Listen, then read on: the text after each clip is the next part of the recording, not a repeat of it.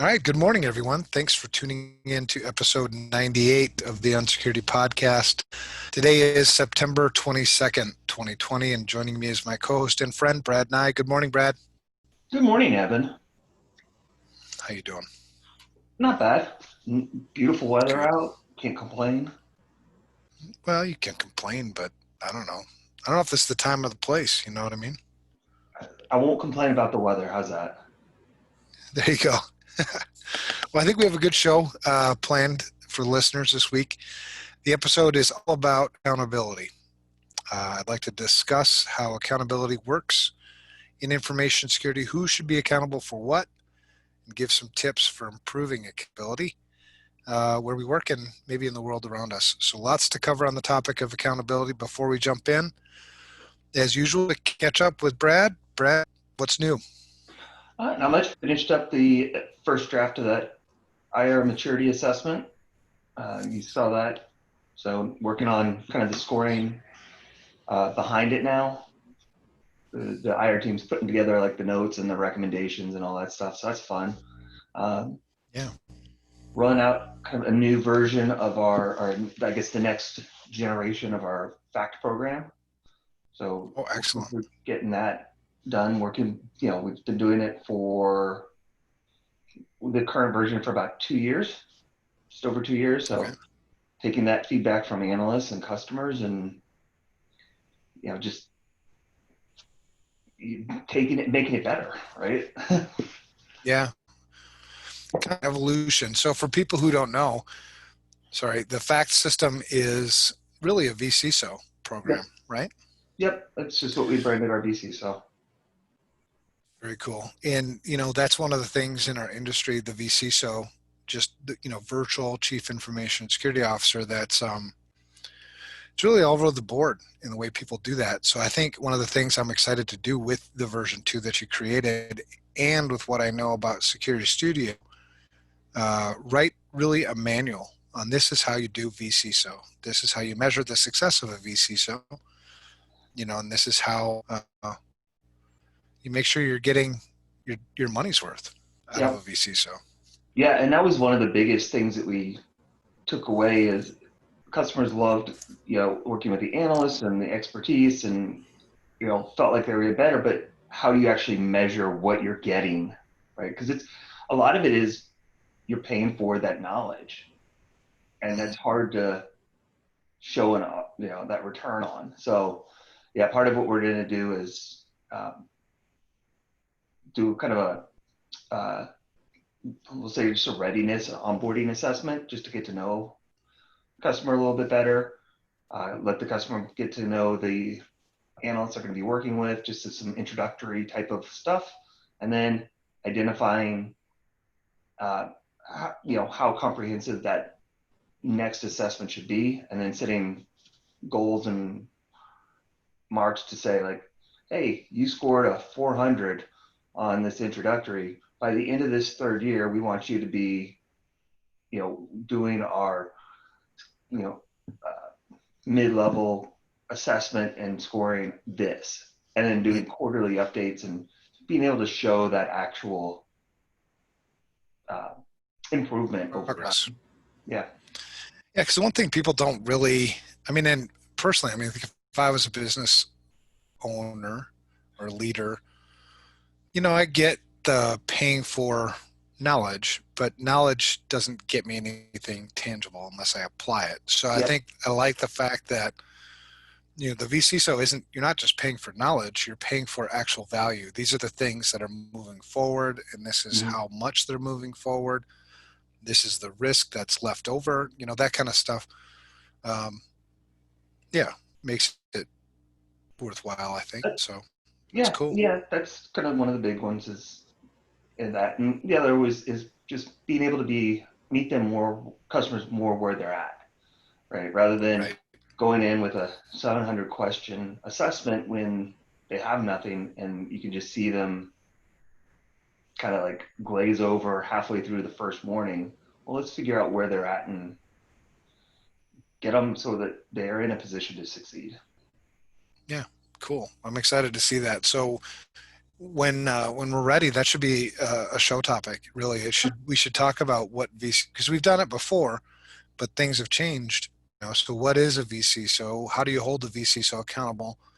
What things to look for, what things to avoid. Um, don't just pay, X number of dollars per month Hmm. to just have a VCSO, right? I mean, they got to do something. Right. Right. And, kind of tying into today's subject, how do you have accountability for them? Oh yeah, yeah, yeah. I've been on a tear, so we'll get into the accountability uh, stuff. So you've been working on incident response. You FRSecure released an incident response plan template. I think it's a really, really good one. It's long, but plans need to be Well, long sometimes.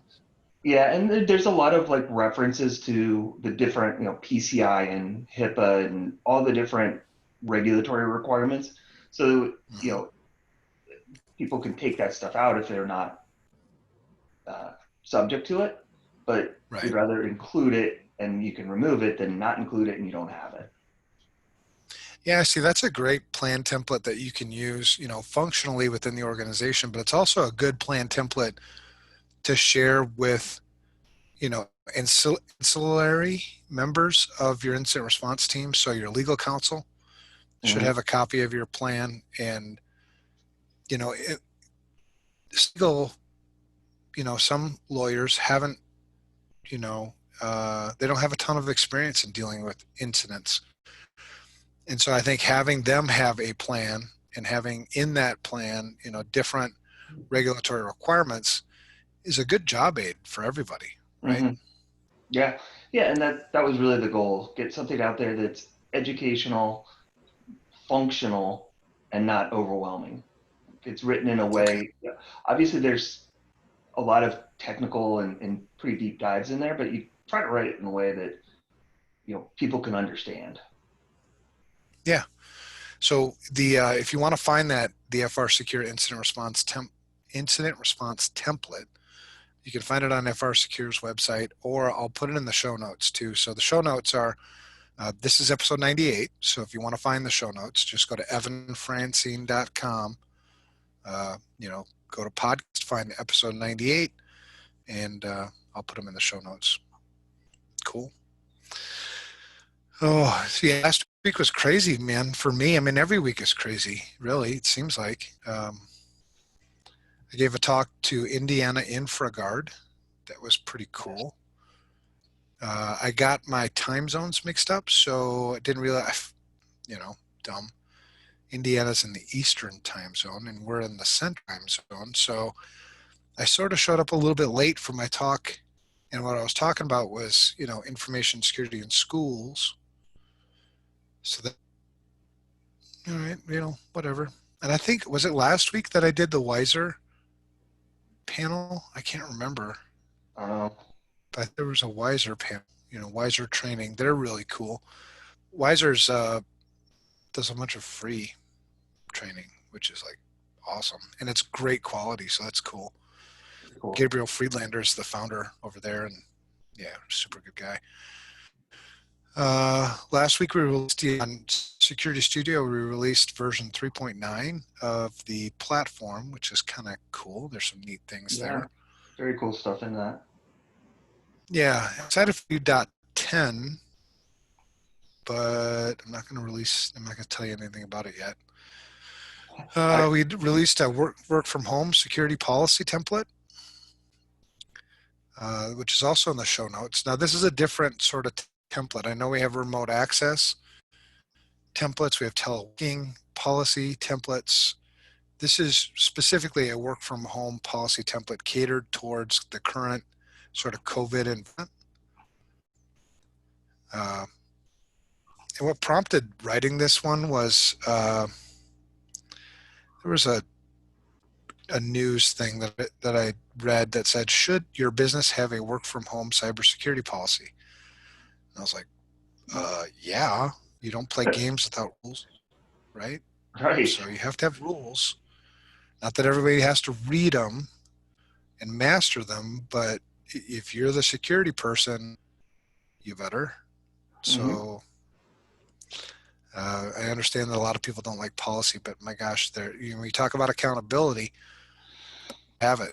I mean, well, yeah, it's not the fun or quote, air quotes, sexy part of information security, but it's so critical to establish the rules and the guidelines and how things need to be done. Right. Yeah. I mean, you can't game without rules. You can't run a security program without rules. You have to have rules. You can't have a society without rules. I mean, Right. rules, without rules, there's chaos. And so, which is, unfortunately, a lot of security programs you see are chaos. Chaos. Yes.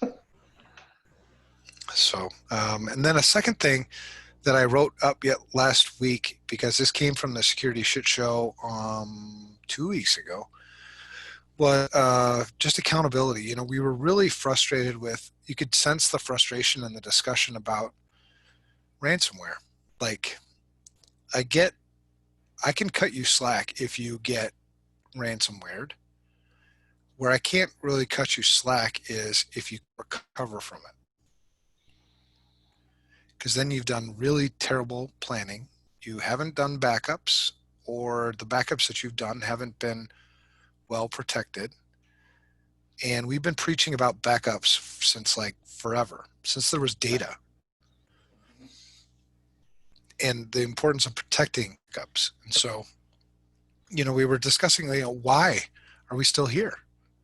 Why are we still having this issue? And so my mind went towards accountability, because nobody's being held accountable for it. Well, it goes back to like the policy too, right? If it is not documented whose responsibility it is, how are you going to hold someone accountable? Mm-hmm. Right? If it's not documented that that's my responsibility, do I know I'm supposed to be doing those things? So, Right. And if you don't have this discussion between executive management and IT, then you left to just assume. right. Executive management just assumes that IT has this covered. Or, the line of questioning might be, so we're protected from error, right? And IT says, well, yeah, of course. Okay, but there's a Define. lot more to it, Yeah. right? They go, oh yeah, we've got antivirus, so we're protected. Well, not really. That's not the whole picture. So it may not be even Well, malicious. right. It's just maybe they just don't know. Well, that's it, right? That's what led me to create this ransomware recovery contract, which is just a simple one-page contract. And in the contract, executive management gives this to whoever's running IT, whether it be an outsourced IT provider or it be an insourced, an inside IT director or something, and say, here are, I don't know, I think there are 10 things there. Check these 10 things. And if you're not doing one of these 10 things, just give a simple explanation or exception, and then sign it and return it back to me, right? And then I will countersign it, because my part as the executive management person is to acknowledge that, yes, these are, the most common things, but I do understand that sometimes, you know, no matter what, you can't protect yourself against everything. You know Right. what I mean? Yep. So there's this mutual agreement between executive management and IT, which, if I was the IT director, I would like it, because then I can sort of like brag, yes, I got all these 10 things done, or, oh crap, 2 of these 10 things we don't have. So let's hope and get those things done, so then I can, look good for executive management. Well, and on the flip side of that too is that now if you're in IT, executive management has to support you to get these things done. If you don't have the resources to do, Mm-hmm. the backups to match it or whatever it might be, well, I Right. put in the exceptions. That's on executive management to provide the resources to satisfy those requirements. Right. Yeah. So that ransomware recovery contract has been, pretty popular. We haven't publicized it much, but I think it's simple. It's free. I released it under the, Create a commons license so you can butcher it as much as you want, change it, whatever you want to do with it. And to go get that contract and to go get the template for the security policy, the work at home or work from home security policy template, to get the other template, the incident response plan template. All those things are, in the show notes. So, grab them, use them, make them yours. Yep. All right. So now on to accountability. So accountability, that's kind of where it really, I've pushed on accountability for, it seems like forever. But it really boiled up to, kind of a hot topic again. Like I said, in the security shit show a couple of weeks ago, I believe it was episode 18 of that. And so I wanted to talk. So let's talk about accountability. Let's talk about maybe the lack of accountability in information security. Yeah. And if you get a chance, go check out the Security Shit Show, episode 18. It's 2 hours long, so you probably don't have 2 hours to give up. But if you did, you can go do that. The ransomware recovery contract, there's that. Have you had a chance to see that yet? I may not even have shared it with you. No, I saw it. You sent me the draft. Oh, okay, good. And what did you think? What are your thoughts on it? I like it. It makes sense. Okay, good. And any decisions we need to make to it, as things, kind of go where they go, we'll do that. Just like you guys are doing the new revision of the Vcso or the FACT program. Yep. All right. So on accountability, we can start sort of anywhere, but, first off, what's the importance? Let's talk about the importance of accountability. Why do we have to have it? Yeah. I think, well, it's not obvious. It's not obvious, buddy, right? Well, I don't know. I think you don't have accountability. How do things get done? Right. Yeah. If there's no accountability, I didn't feel like doing it, so I'm not going to do it. And that leads to other issues down the road, whether it be, system failure or inconsistency, data errors, whatever it might be. You don't have accountability. There's no way to, make sure people are doing what they're supposed to do. Right. And there's different ways to, enforce accountability. I mean, the first thing you need to do is define it. Mm-hmm. But then the way you implement accountability, it doesn't have to be a strong-armed, things went bad, so now I'm going to beat you up accountability. There's the accountability of informing people, of empowering people. Mm-hmm. I think a lot of times when I talk to people about accountability, they're like, oh yeah, I guess I didn't think of that. It's not like people purposely want to cause harm, so they want to do the right things. Help them do the right thing. Well, and there's, I've seen it a lot where people didn't even know they were supposed to be doing something. There was an assumption that they were, by other team members or management, that this person was doing whatever task, and that person had no idea they were supposed to be doing it.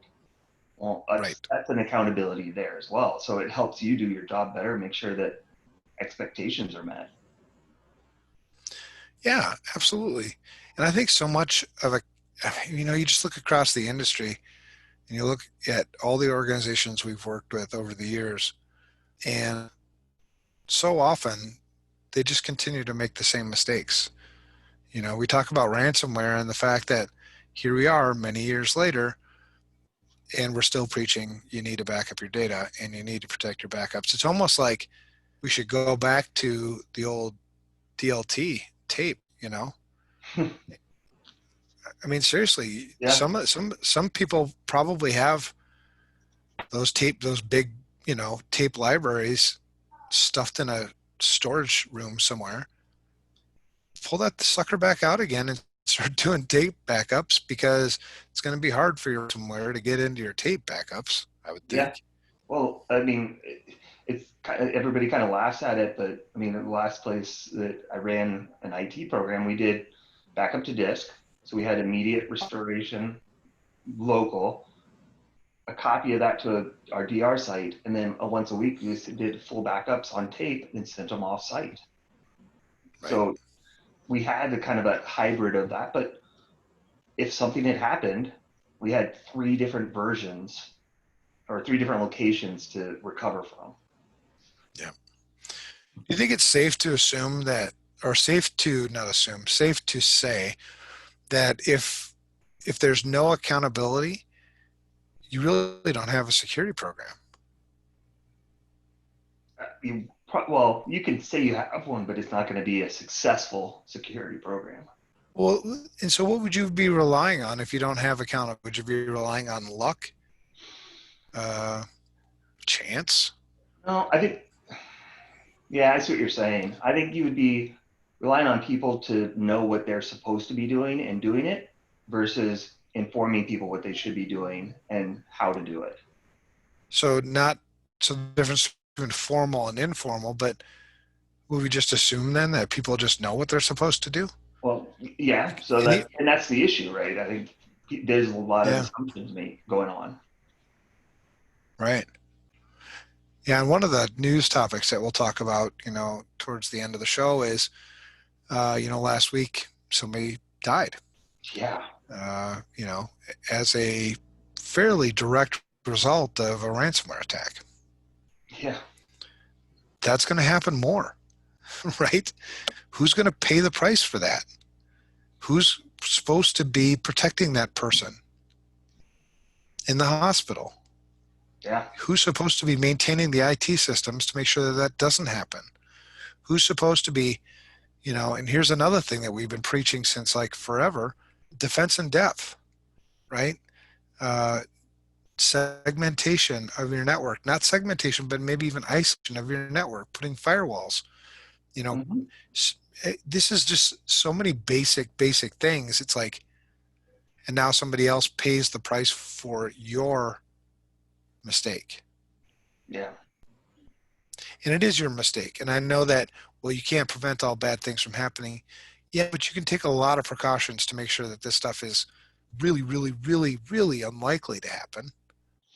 yeah. And Oh, hospitals and haven't done that, whether they don't have funding or whatever. Somebody's not being held accountable for this. yeah. Well, and we just having seen the different incidents coming in, I mean, it, attackers are going to go for the path of least resistance, right? And we Right, see these incidents come in that it's like, yeah, there was no resistance here. Just do the right. basic stuff. No, and it, even if it's just doing external vulnerability scans and closing down what doesn't need to be opened, that's a really easy thing to do that can significantly reduce your risk. Well, you bring up a good point. So when is the time? Because I had a call yesterday, a friend of mine who was you know a CIO of a very large company, and he's taken a position at a smaller company. I think with maybe it's a fast growth company, but 350, 400 employees. Where he came from was like 50,000, and he was telling me about just the complete lack of information security, the no maturity in their security program at all, and they have really sensitive data. And so he's like, and he's only been there for a week. So they're like, yeah, we don't know which MSSP to go with. Do you think maybe you're being a little premature? He's like, what do you mean? I go, who's responsible for what? You haven't even gotten your hands around like who's doing what here. Mhm. What would Yeah, an MSSP do? What would be their accountability? What would be their responsibilities? What are yours? What about executive management? Do they know that they play a role in all of this? He's like, oh yeah, maybe I'm going a little bit too fast and trying to sign a contract that I'm going to be married to for the next 2-3 years. For without, what? yeah, without knowing what you're doing. Yeah, right. And I said, so what is the MSSP going to do for you? And he's like, well, they've been talking about, implementing MFA and all these other things. I go, those are great things. What about your asset inventory? Do you have one? What do you mean? What things need to be secured? You Yeah, know, Have you done any vulnerability scans? Do you know what things are exposed on the internet and what things are not? Do you even know what things require multi-factor authentication? Do you already have multi-factor authentication? You just haven't turned it on. Right. I mean, like, holy crap, step back. Let's go back to the very beginning. Yeah. What about accountability? Yep. What about who does what here? Right. Um, And how are you going to inform them of that responsibility? And how are you going to, hold people responsible for it? right. If you sit and you can nail this stuff out fairly quickly in a smaller organization, like 100 to 500 employees, you can do this in, maybe a 1 or 2 hour conversation because he's an executive CIO and he's got peers who are also executives. Sit down and talk about accountability. Who is responsible for information security here? Yep.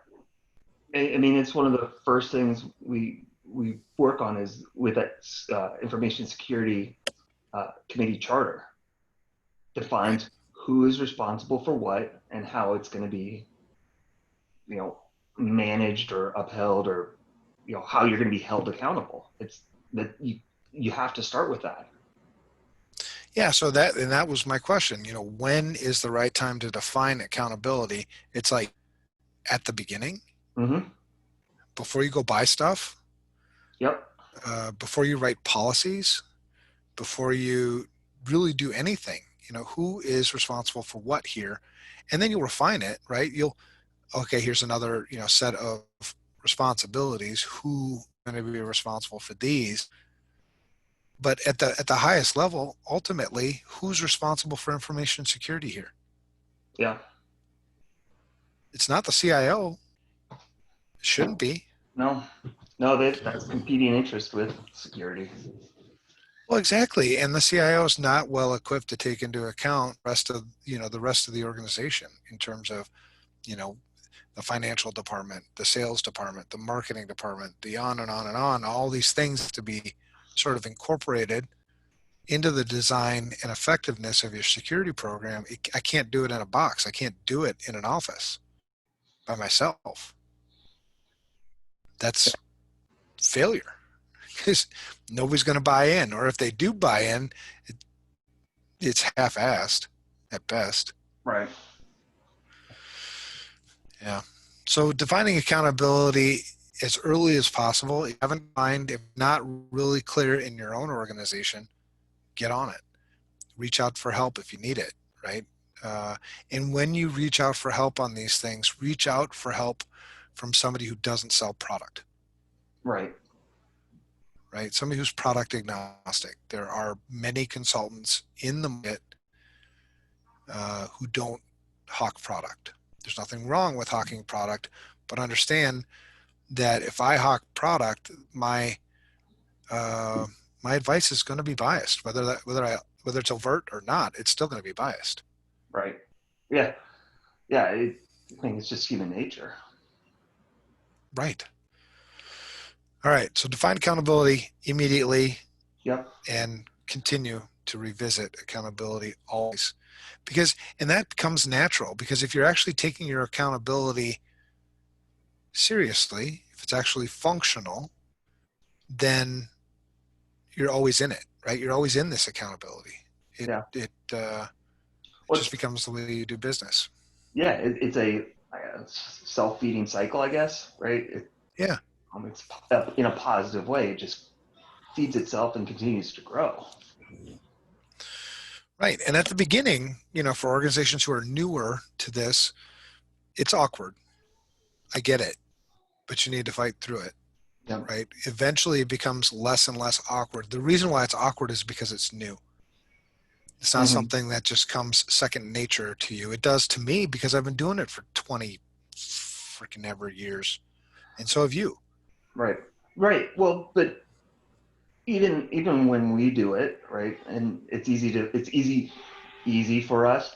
I think it's still difficult to go into an organization and explain that to them because, like you said, they're not used to this. So I Right. think that's a big piece of it is getting the buy-in from the top and being able to communicate with the organization and the business units in a meaningful way, and in a way that they understand.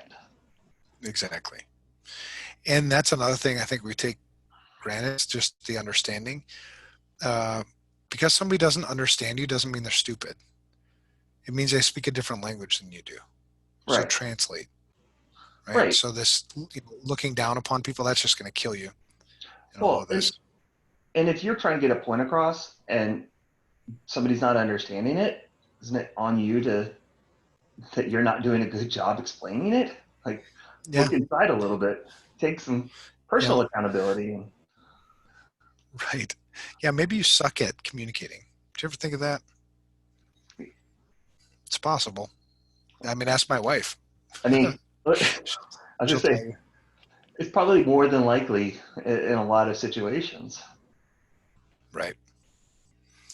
So when you look at accountability, there's kind of macro accountability when you talk about like in tech, in the tech industry. This is one of the things that just kind of, it's weird. Uh, we create buggy software and you'll never have no bugs in your software Right. because we're human beings and we make mistakes. What's a tolerable? What's tolerable? What's, when can I hold Microsoft accountable, or when can I hold Adobe accountable, or any other software manufacturer accountable for the bugs in their software that I suffer from? Yeah. Yeah, I I mean, don't you know. can't just like continue to be like, yeah, well, your software was written like crap, and so it had a vulnerability, and that vulnerability was a critical severity vulnerability, and you didn't tell anybody about it. Whether you knew about it or not, I mean, the fact of the matter is I installed it in my environment and it ended up costing me, you know, millions of dollars worth of losses because somebody exploited that vulnerability. I have no recourse. Yeah. Yeah, that's tough. That's broken. There's got to be some shared ability there. Otherwise, the only reason, I mean, what really software companies, I think, continue to make software the way they make software and people keep buying it and they're not really going to change much because they'll convince you, oh, we take security seriously. Well, who would say that? Uh, but there's no, I mean, if they do release a bug, maybe if we take a shortcut on this release because we announced that the release was going to be available, September 2020, and everybody's counting on it to be ready by September 2020. We're a little bit behind. We can take a few shortcuts on QA, maybe. Yeah. Yeah. Gosh, I don't even know from some of those larger organizations. I mean, when seeing that, I was thinking more if you were developing software, right? How would you internally do it? Because a lot of companies do that. I mean, yeah, Sure. you Well, there's know. that too. So, gosh, I'm I'm not sure how you would do that with a Microsoft or an Adobe or Oracle with Java or any of those. I mean, you really don't have any recourse. And it's not Nope. like you can not use not use those products. I mean, there's SAP and you could go down the list of all these business critical softwares, and there's just nothing you can really do about it. And what about the software that runs, autonomous vehicles? What about the software that runs, insulin pumps and, these other things? Yeah, Uh, we saw somebody die last week or the week before from ransomware, but there will be more people who die from bugs in software because the software runs something that's my life depends on. yeah, yeah, So anyway, that's a deep subject. I mean, we could talk about that one all the time, but the point here is just to bring this up as, hey, it's a concern. We should start thinking about this, or we should think about it more, or we should do something more because us as a society are so dependent upon technology, so dependent upon the software that runs everything we use. yeah. I mean, We talk about defining accountability up front and how important it is at the beginning or as early on in the process as possible, yet tech is 500 miles ahead of us. Yeah. Yeah. It's, So, and on that same point, man, did you watch the movie The Social Dilemma yet? no. Oh God, you got to watch it, bro. All right. Yep. Watch it. Wait, I'd is say this the one with, tonight. is this for about the, no, this isn't the one with the kid for the kids, is it? No, this is a different No, one. No, I haven't seen this one. yeah, I watched it last night and yeah, I'm bought in, man. We need to do something to help this issue. But so go watch out, for listeners, go watch The Social Dilemma. Even if you don't agree with it, which, man, that'd be a good debate for us to have. Uh, Hmm. it's definitely an eye opener and something to think more about. It confirmed a lot of things in my mind that I thought or I was pretty sure were true. It just confirmed a lot of those things. So watch it and then let's talk about it tomorrow or something. Give me a call. I'd love to hear what you think. Okay. Yeah. I will put it on the list to get to. Might have to be later this week because we've got a ton of stuff going on with You got soccer, lifey life stuff to do. school, and I know, right? Weird. Yeah, But I will life's definitely always do getting in that. the way. Cool. So who's ultimately accountable? So in big organizations, who's ultimately responsible for information security in your mind? I mean, ultimately, executive leadership. Yeah. Yep. And the board? Would Yep. you agree? Whoever that top level of management or leadership is. Yep. Yeah. So if you look at an org chart, if you're wondering who it should be, look at an org chart and then ask, evaluate for yourself. If the CEO of Best Buy or the board of directors of Best Buy, I'm just picked any Right. random company. I have no idea, and I'm not going to speculate on how Best Buy runs their security program. I'm guessing really well because I know people there. Mm-hmm. But the board of directors is ultimately responsible for information security at Best Buy. So if you ask them, would they agree? Probably. But how about other organizations?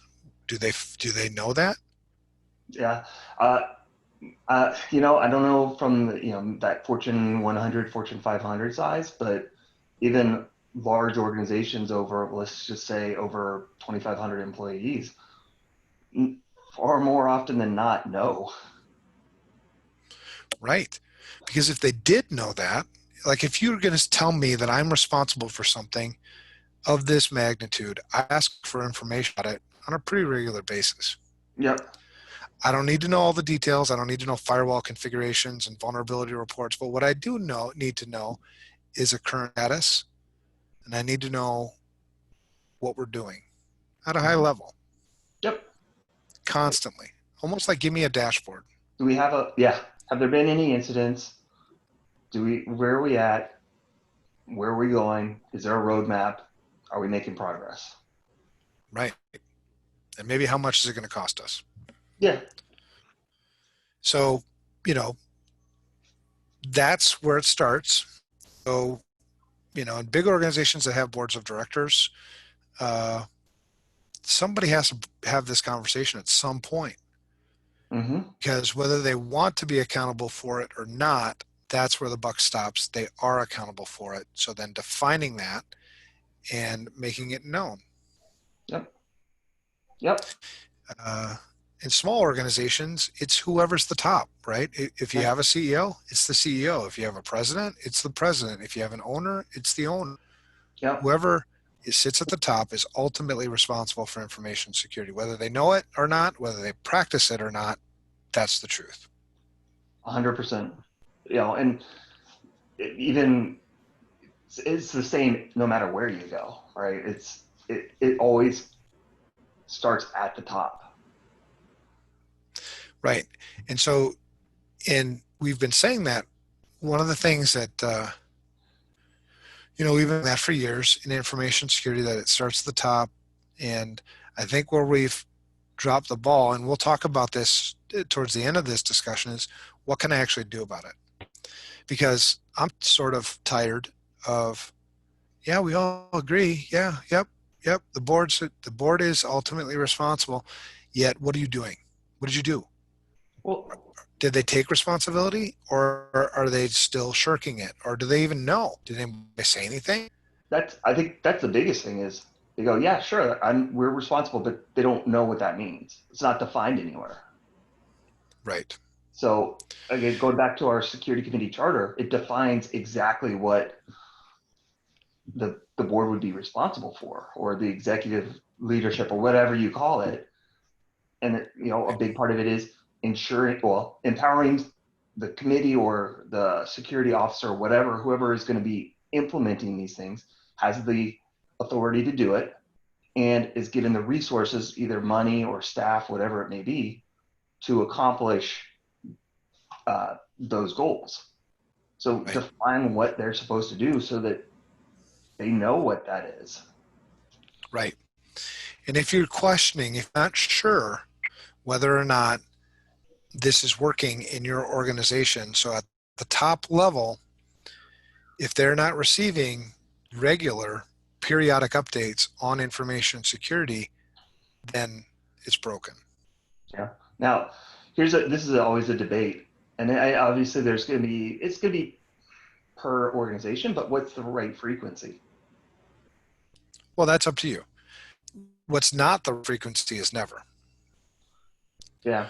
What's not the right frequency is once. What's not the right frequency is, I mean, you'll have to defend that, right? That's part of your accountability. If you define once a year, okay, you'll have to defend that should something bad happen, is when you're sufficient.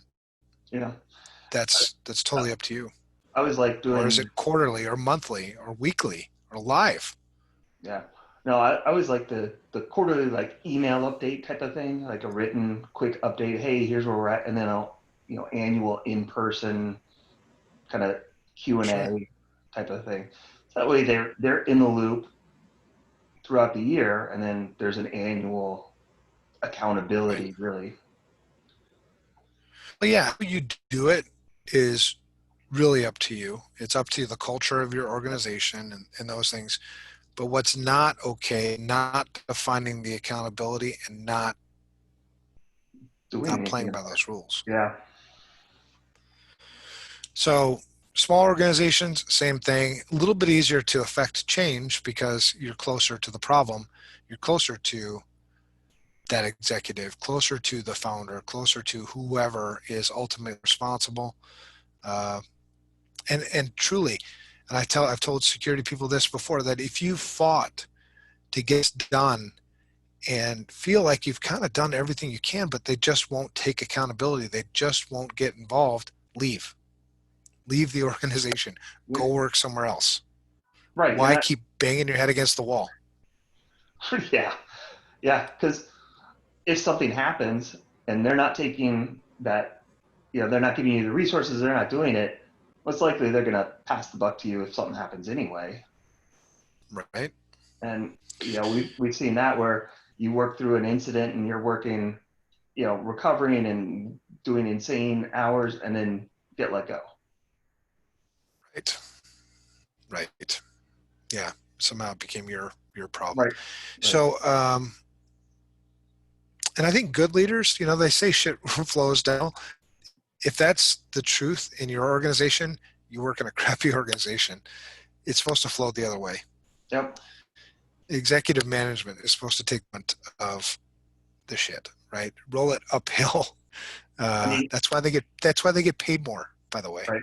Oh, One of the reasons. I've been told before that, quote from the CIO or whatever, the head of the IT department, that quote, I'm not going to take responsibility or take the fall for this when resources weren't provided and there was an issue. Right. Not a great organization. No, no, not at all. it's a shitty, excuse my language, I've been swearing too much. It's a crappy culture. So what about public organizations? I had a discussion last week um, with somebody who's writing an article on my behalf for application for county and city government, maybe. And we were talking about accountability in a public organization. So, I was curious, are counties run the same way, from county to county? And or cities run the same way from city to city?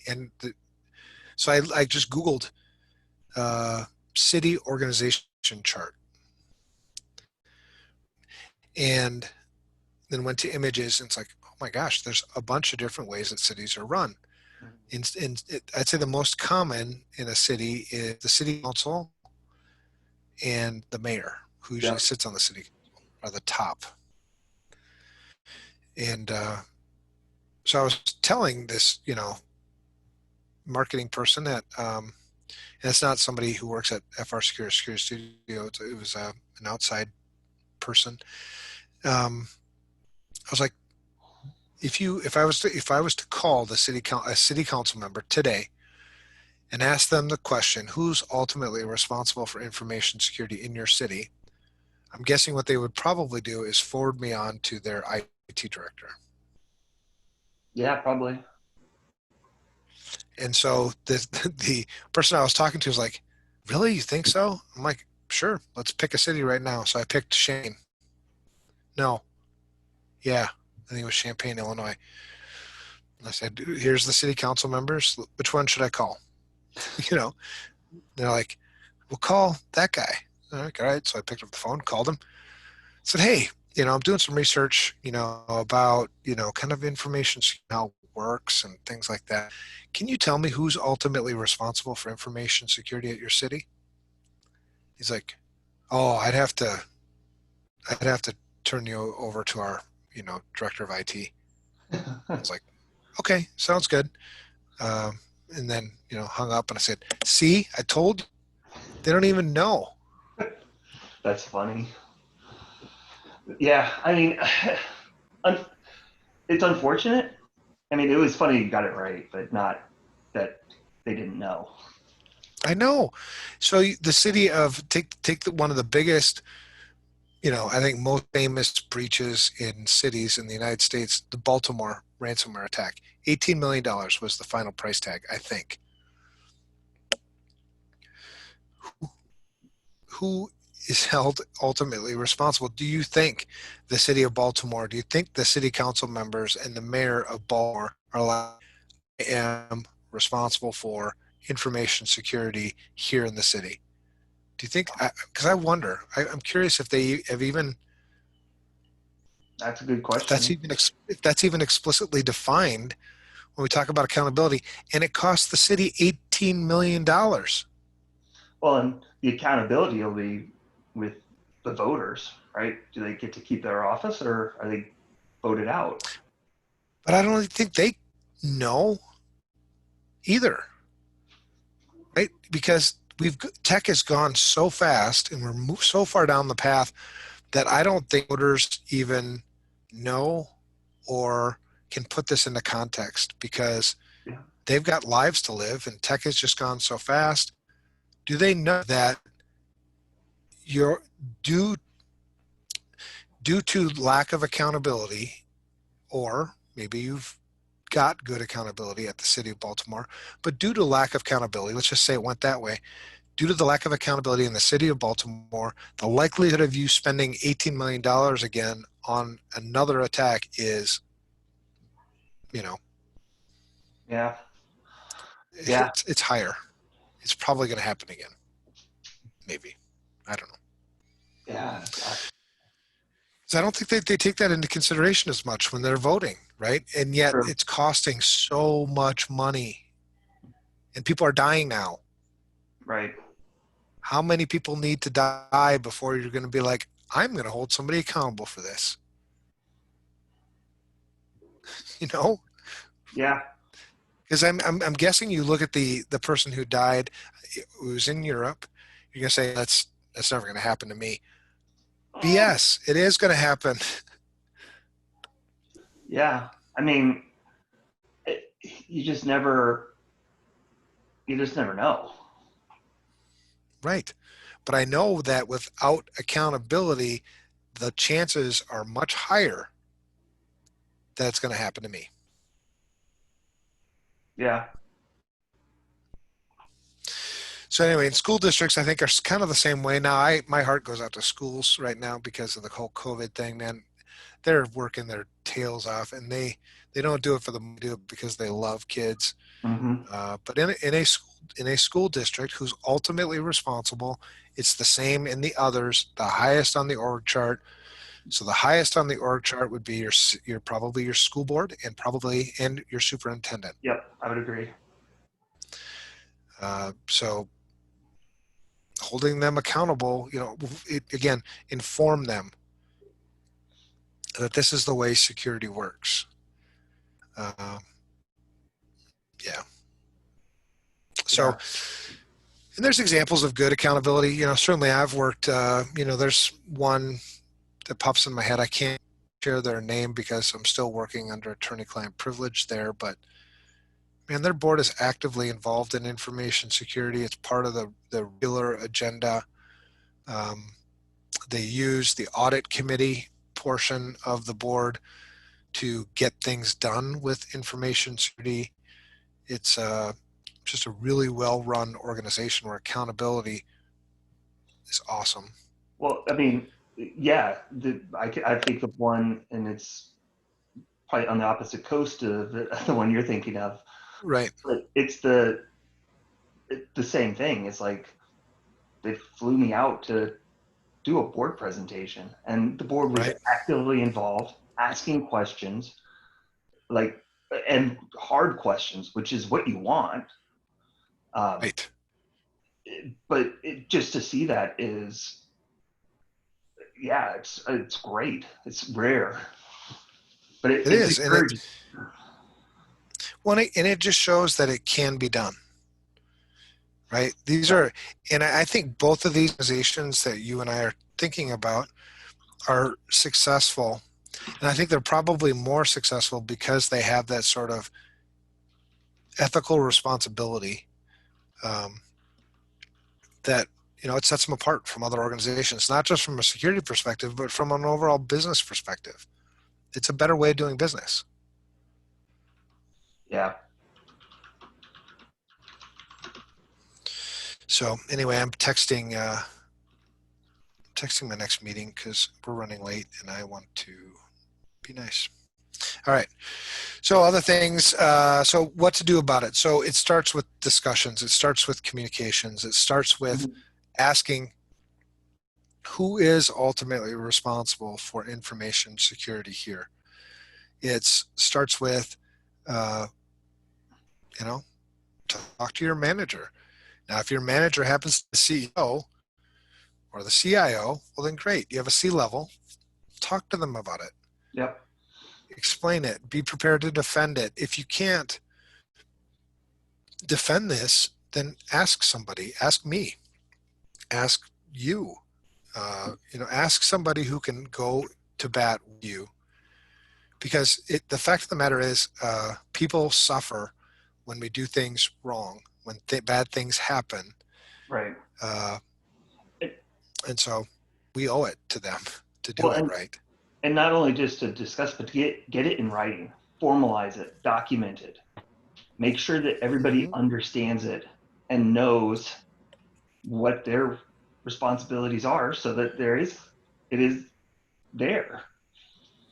Right, and don't overcomplicate it. Right, Mm. start with just a discussion, and hopefully you can get some time in a meeting maybe to talk about these things, to hash it out, why it's, explain why it is a good idea for the CEO to take responsibility and the board to take responsibility versus, shirking it or Well, playing ignorance. yeah, and you mentioned keep it simple. Like our committee charter is one page. That's it. It doesn't have to be crazy technical, whatever. It's high level. what are these roles and responsibilities? What does it mean at a high level? Yeah. Yeah. All right. Well, this is a deep subject, and certainly we could talk, I think, a lot more about this. I'd love to give a lot more examples. Um, there's just a lot more to this than just this, but it has to start somewhere. This is a start. Um, Everything moves fast. Like I've said, a couple times, tech has moved much faster than our accountability, much faster than our laws, much faster than our regulations, much faster than anything. So just to assume that, well, the law will catch up or regulations will catch up, that's only going to happen if we make a conscious effort to do that, Mm-hmm. or we slow tech down. Now, I think it's probably unlikely we're going to slow tech down, so we're Yeah, going to have to do the first. I would agree. All right, so for listeners who are wondering about us doing that series that I mentioned last week about politics and information security, it's still being considered. It's touchy, obviously, but we just have to pull it all together. All right, on to the news. I've got 3 news stories to talk about. The first one is about that hospital patient who died following a botched ransomware attack, and that's actually the title. This is on Graham Cluey's blog. It's Hospital Patient Dies Following Botched Ransomware Attack. Dusseldorf, Germany. Uh, uh, yeah, essentially, the systems, some of the critical systems were knocked offline due to that. Yeah, Yeah, people died. what's what's horrible is that it looks like it was intended for the university, not the hospital. Now, obviously, the hospital had vulnerabilities because they got in, but it was interesting to see that once the attackers were contacted and told that it was a hospital, that they provided the decryption key. It was kind of interesting to see that. Well, that's very nice of them, isn't it? I mean, obviously, it's a horrible situation, and you never want. But I just found it interesting that they did that right after they're Right. trying to extort money. I think they did it because they were scared more so than, they're good people. Oh, I don't think it was a act of generosity, but it was just it Right. was interesting. Yeah. Because, criminals, the thing about criminals, you know, there's, there's, just assume they have no scruples because they kind of don't. They'll defend that they do, but yeah, Yeah, it's sad. So what happened here was, they sort of hit the wrong place, and a seriously or critically ill patient who would have been taken to Dusseldorf instead had to be diverted to another hospital in Wuppertal and died. So it wasn't that the ransomware actually took a critical, life-saving system offline. It forced a diversion to delayed another clinic. delayed treatment for an hour. Yeah. So 30 servers taken offline, but again, the end result is somebody who may have lived died. Yeah, yeah, sad. Yeah, it is. But we've talked about this, right? We've talked about this. You remember my prediction? Yeah, What, a couple of years ago, 3 years ago, 2018. Yeah, I thought about as soon as I saw that news, I was like, huh, he was off by a couple of years, but called it. right? And sadly, more people are going to die because we just haven't made the necessary changes. Right. Sure that they don't. So my next news topic is from Threat Post, and the title is Google Play bans stalkerware and quote unquote misrepresentation. I wasn't really sure, to be honest, what stalkerware even is. So thankfully, they provided a definition in the article. It It's defined as code that transmits personal information off the device without adequate notice or consent and display a persistent notification that this is happening. That's stalkerware. So then I got to thinking, yeah, like every app on your phone is stalkerware, isn't it? I mean, it seems like it. Yeah. Yeah, this will be interesting to see what they end up knocking off and booting.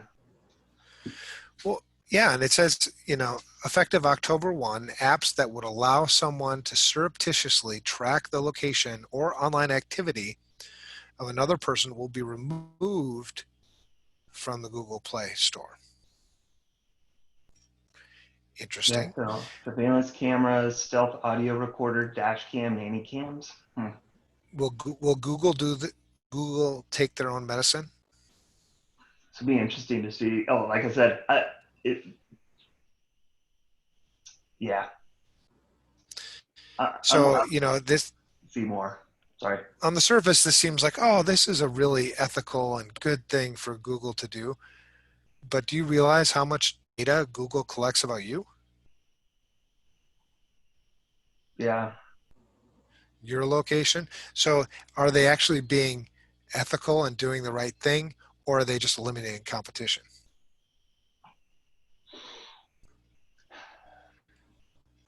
You know, and after you watch The Social Dilemma, I think this will put this into a different context because I'm thinking that this is more to eliminate competition. So Google, you know, doesn't have all these others with this, with data that really they want to have. yeah, I don't know. I need to read more about that and see what they end up doing to Right. figure that out. So I thought it was interesting though. The Google Play, they're banning stalkerware, and effective October 1, um, they'll be doing this, regularly. Uh, yeah, just an interesting read there. Then the last one, which I think is also interesting, is from Security Week, and the title is "U.S. House Passes IoT Cybersecurity Bill." Actually, like this is good. Yeah, This is well, yeah, this is a bill that was first introduced in 2017 and introduced again in 2019. The thing I like about this is it's bipartisan, which is like, what? Republicans mhm. and Democrats work together on something? What's wrong with them? Did somebody drug them? Why would you work together? It just you know, doesn't make any sense. Yeah, yeah, but but a lot of tech companies are also supporting the bill. BSA, Mozilla, Rapid7, Cloudflare, Tenable. yeah. What I like is it basically is going to require NIST to do standards for secure development, patching, identity management, configuration management, which is sorely needed. Oh yeah, we're so far behind them. So it is good to see it. Now the thing is with every government thing, especially when you put it into NIST, is it's going to go out for comment, committee, subcommittee, back and forth, back and forth. It's going to be, let's say this bill was passed tomorrow. It's probably You're not three. going to have, yeah, you're not going to have the actual standard till what, 2022 at the Yeah, earliest? at least. Yeah, probably. There's got to be a quicker way, man. Because in that time, how many things have changed in the tech industry? I mean, we just have to go faster than this. I mean, I get it. This is a really good thing. Passing this bill, we need more laws, uh, but you got to move quicker, man. We just got to get this done faster. People are going to suffer more, Yeah, and it makes me sad. it's a positive step. It is a positive step. I just want a lot more positive steps, a lot quicker. Yeah. All right. Well, that's about it. Episode 98 is almost a wrap. Brad, any shout outs this week? Yeah, I'm going to do one just to more in general, but to all the teachers and educators and, doing what they love and putting themselves at risk to make sure our kids are getting a good education. I know it can't be Cool. easy for them. No. And I'm going to give a shout out to a guy named Eric Flick, who, volunteers his time. He works full time in information security, volunteers time at InfraGard in Indiana. He was the one who sort of arranged for me, invited to talk there, and just a really good guy whose heart's in the right place, who works hard. So just wanted to acknowledge that, I certainly appreciate him. All right. So we're grateful for our listeners and we love hearing from you. Send us messages by email at unc@protonmail.com or check us out on Twitter. We're at unsecurityp. If you want to socialize with me or Brad directly, I'm at Evan Francine and Brad is at Brad Nye. We work for people, believe it or not, people who pay us. I don't know. Are you getting paid, Brad? We get paid. Shoot.